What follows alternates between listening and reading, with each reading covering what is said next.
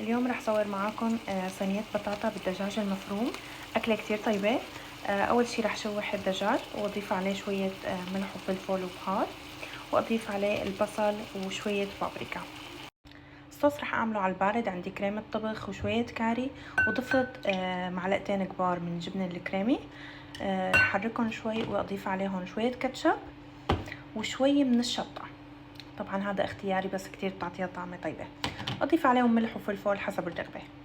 هون عندي شرايح البطاطا والحشوة والصوص جاهزين. رح أضيف أول شي البطاطا والحشوة وبعدين بطاطا، وأصب عليهم الصوص وبعدين على الفرن.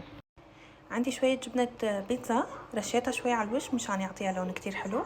رح أدخلها الفرن لحتى تستوي البطاطا، تقريبا بتاخد 45 دقيقة، بس تأكدوا إنه البطاطا اللي بالطبق اللي من تحت كمان استوت. وبالعافية. صينية البطاطا والدجاج خلصت والبطاطا استوت. شوفوا شلون البطاطا فرطت وبس استوت.